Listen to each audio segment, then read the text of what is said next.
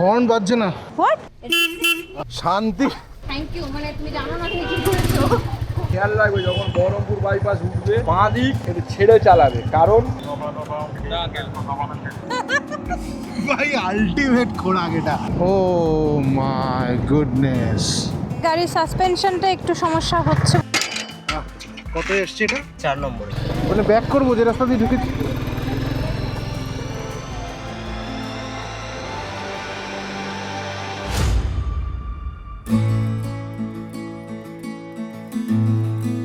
আজকে সকালটা শুরু হয়েছিল একদম স্মুথভাবে, কিন্তু 15 মিনিটের মধ্যেই আমরা বুঝলাম এই রাইডটা এত সহজ হবে না। হাই, আমি দেবায়ন। অনেস্টলি এই আইডিয়াটা ওর। আমি ভাবছিলাম রাইড করব, এনজয় করব, ছবি তুলবো, আবার কি। ও বলল না, আমরা ডকুমেন্ট করব, শেয়ারও করব। ওকে, লাগেজ মাউন্টেড, রাইডিং গিয়ার্স পরে নিয়েছি, বাস আমি একদম রাইড রেডি। ও বলল গ্লাভস পর। পড়ছি। ক্যামেরা দেখে যা তো স্ক্রিনটা ঠিক আছে নাকি? হাই, আমি কঙ্কতিকা। ওয়েলকাম টু ওয়ান্ডারার্স ভিশন, যেখানে রাইড হবে আর তোমাদের সাথে চুটিয়ে আড্ডা হবে। চলো তাহলে যেতে যেতে কথা বলি। অল ওকে? হ্যাঁ,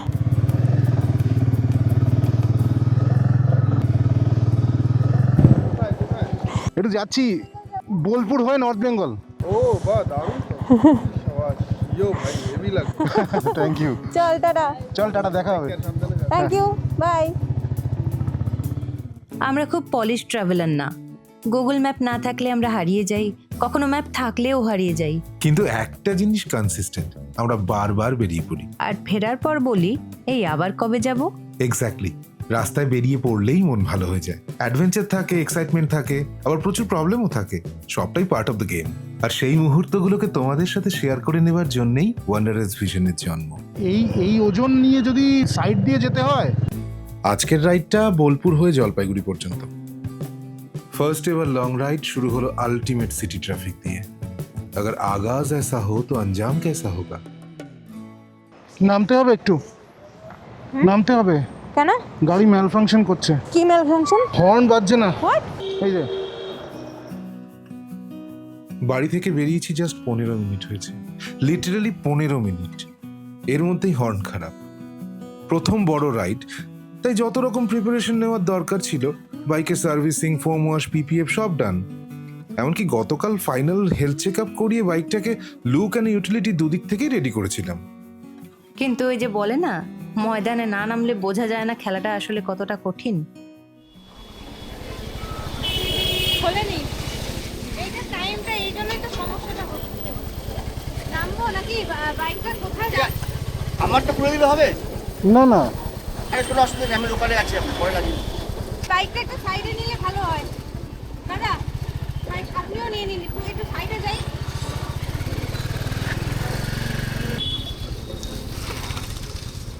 কারণ আমি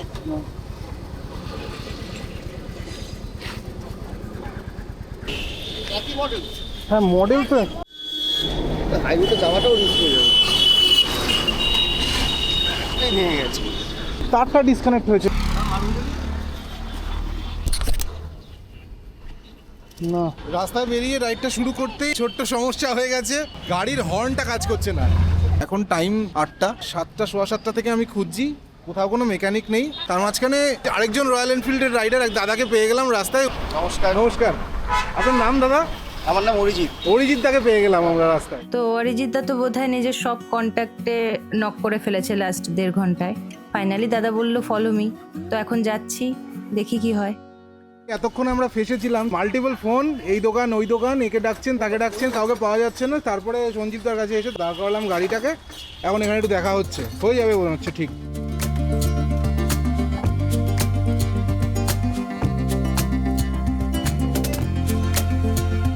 তো এদিকে হর্ন মেরামতির কাজ চলছে, আর সঞ্জিতদা অরিজিৎদার সঙ্গে আমাদের সেই আড্ডা জমে উঠলো। আর ঠিক তখনই হর্নটা বাজলো। শান্তি। থ্যাংক ইউ, মানে তুমি জানো না তুমি কি করেছো। আর বহরমপুর বাইপাসে খেয়াল রাখবে যখন বহরমপুর বাইপাস উঠবে বাঁ দিক একটু ছেড়ে চালাবে, কারণ জায়গায় জায়গায় রড বেরিয়ে আছে। আমি সোজা নর্থ বেঙ্গল যাবো না, আমার প্রথম হল্ট বোলপুর। চলো ঠিক আছে, আসি। চলো টাটা, থ্যাংক ইউ। টাটা। ধরো সকাল 6:30 বাড়ি থেকে বেরিয়েছিলাম, এখন বাজে 9:30। 3 ঘন্টা এখানেই আটকে, এখনো শহর ছেড়ে বেরোতে পারিনি। দাদা কত দূর? নর্থ বেঙ্গল। দাদা happy journey. Thank you so much.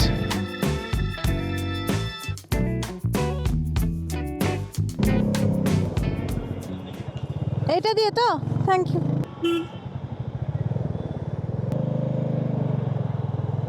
তুই ফিল করছিস না সাসপেনশনটা আরো স্মুথ ছিল?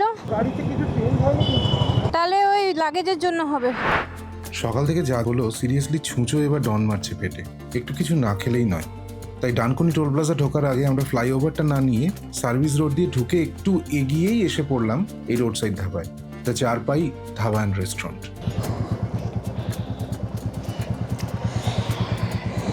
উঠলাম, আর একটু এগিয়ে নে। আরে ইয়ার, এখানে নিলে আমি কি করে উঠবো?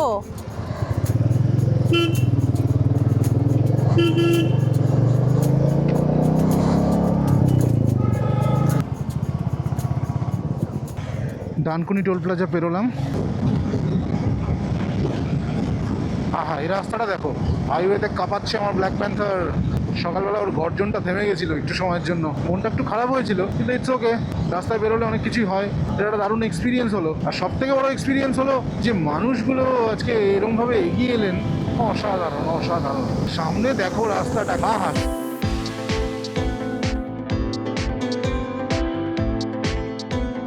একটু দাঁড়ানো যাবে? হ্যাঁ, তো কঙ্কতিকা একটু দাঁড়াতে বললো, আমারও সুবিধে হলো, অনেকক্ষণ একটানা চালাচ্ছি, একটু স্ট্রেচ করে আর নিজেদের একটু হাইড্রেট করে নিয়ে আবার বেরোবো। এই একটা লোক রোদ থেকে বাঁচার চক্করে মাথার মধ্যে ডেকে যাচ্ছে। ভাই আলটিমেট খোরাক এটা। আজকের আমাদের সেকেন্ড টোল এটা। Panagarh Palsit road toll.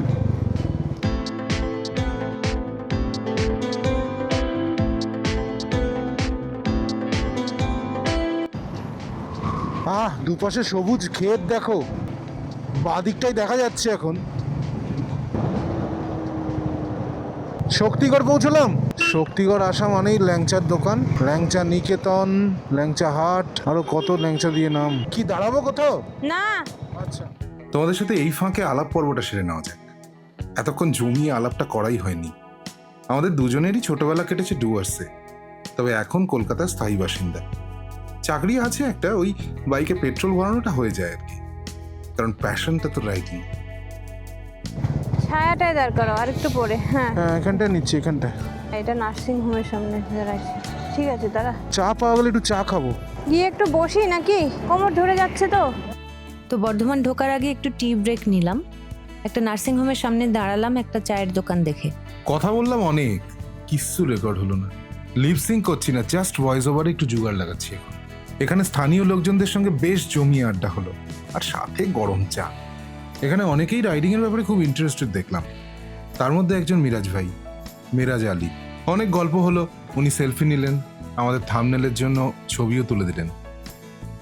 চলো, অনেক ল্যাদ খেয়েছি, আবার স্টার্ট করি। খুব ভালো লাগলো কথা বলে, আর ফটো তুলে দেওয়ার জন্য থ্যাংক ইউ। কোনোদিন দেখা হবে আবার। দাদা একদম। দেখো সামনে গরুর পাল আসছে, তার জন্য গাড়িগুলো দাঁড়িয়ে গেছে।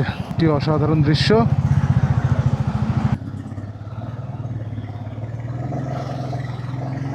কাটোয়া 59, গুসকরা 27। আমরা গুসকরার উপর দিয়ে যাব, থেকে যেতে ইচ্ছে করে এখানে এলে।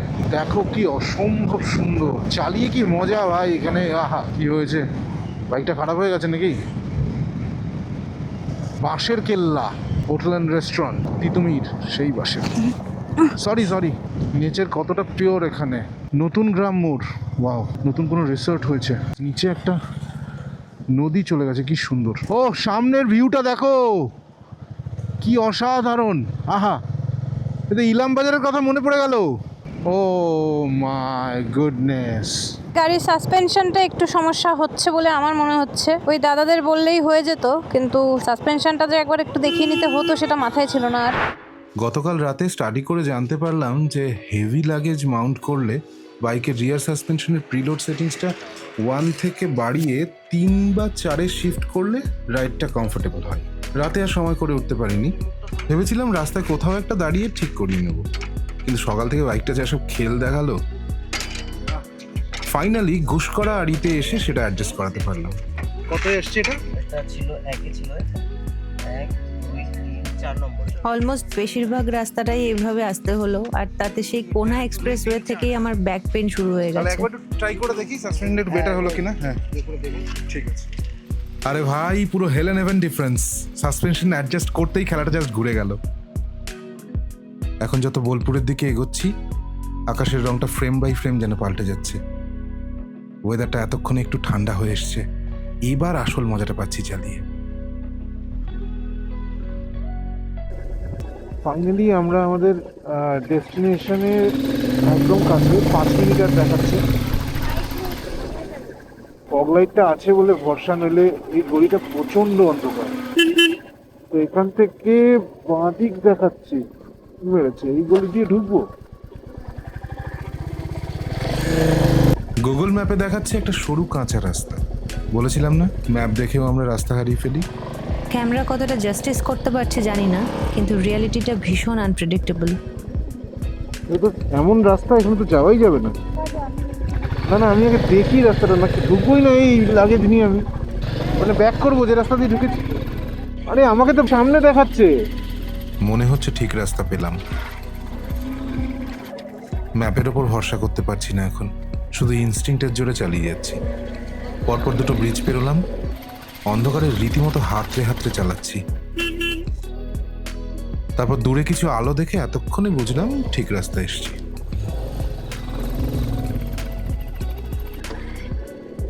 কোথায় ভিতরে? ফাইনালি আমরা আমাদের ডেস্টিনেশনে এসে পৌঁছলাম। এই ভিডিওটা আজকে এখানেই শেষ করছি।